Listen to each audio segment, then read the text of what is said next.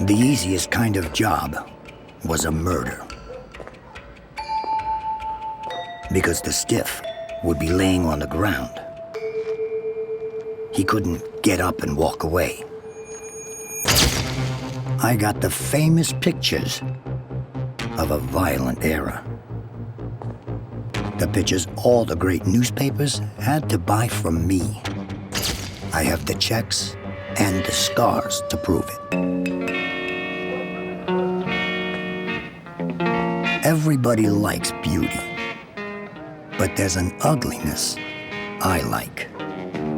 I'm Weegee, and murder is my business. They're gonna rumble, they're gonna roar, they're gonna storm in this gang war. The end of this gang war.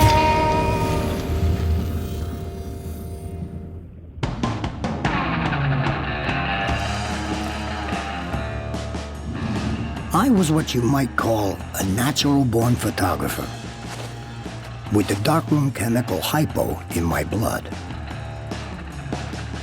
Over the developing trays in the darkroom, history passed through my hands. Everything exciting that turned up in the 20s. Fires, prohibition gang wars, and murders. Organized crime terrified the nation in the 1920s.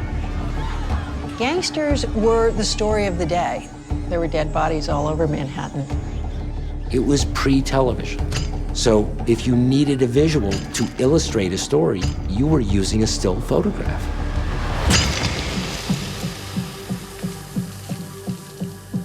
Weegee understood that this dramatic gang war that was unfolding was a moment in history that he could document and make his own.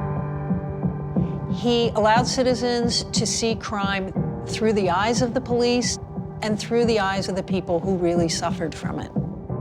He managed to create pictures that have an iconic status that you really can't get out of your mind once you've seen them.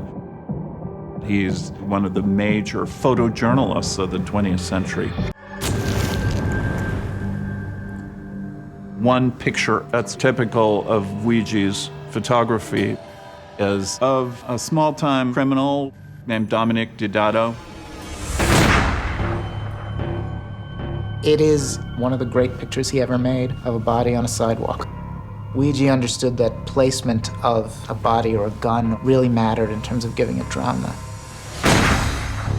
The hat that has fallen off and the gun are separated on the sidewalk by just the right amount.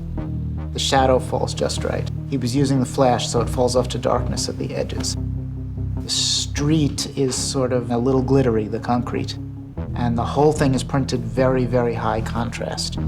There are good police photographs of that murder as well. They don't look like his pictures. His pictures are much more cinematic than the sort of flat ones made by the cops. He wanted to make a photo that both was dramatic and evoked human emotion.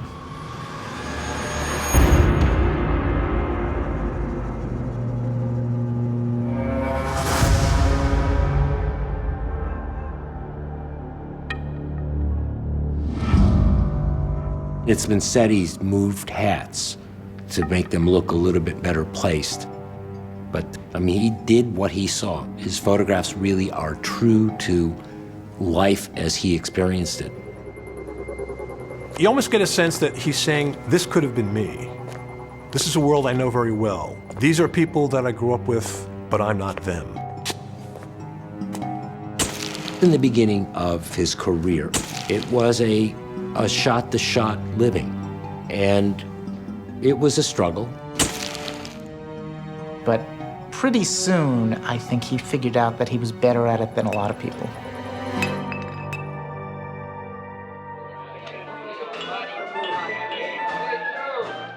He was always on the lookout for something he could sell. It was raw material to be mined from the sidewalks. And he'd get $5 from the papers, and that's not much of a living. But he made murder his business.